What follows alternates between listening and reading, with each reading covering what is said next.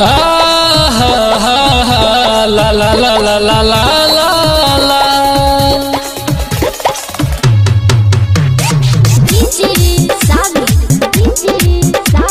हो ला ला ला ला रिकॉर्डिंग स्टूडियो पहले जे हम जान जाती हो दिल नहीं तो हंसे लगाती हो पहले जे हम जान जाती हो तोहरा से दिल ना लगती हो पिटोइनी झमेला में सुन गोरिया रे कि रोहिले अकेला में सुन गोरिया रे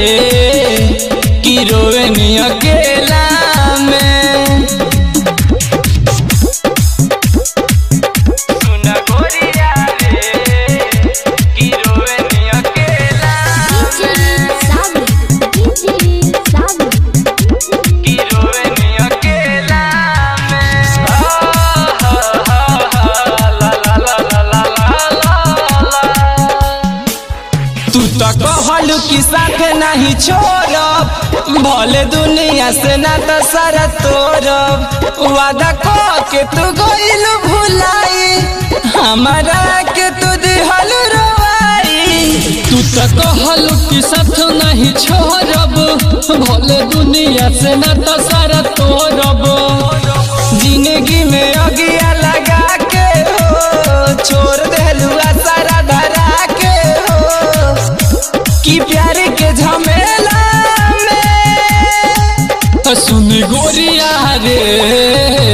कि रोवेनी अकेला में सुन गोरिया रे कि रोवेनी अकेला में सुन गोरिया रे कि रोवेनी अकेला कि रोवेनी अकेला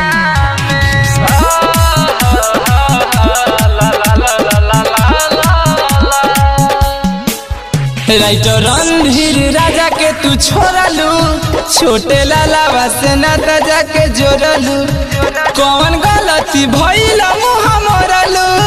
बीच रहिया में हाथवा के छोड़लू राइटर रणधीर राजा के तू छोड़लू छोटे लाला से नाता जाके जोड़लू जिंदगी के कोई से गुजारी हो कोई संदरवलू बीमारी हो फसाई देलू मेला में सुन गोरिया रे कि रोवेनी अकेला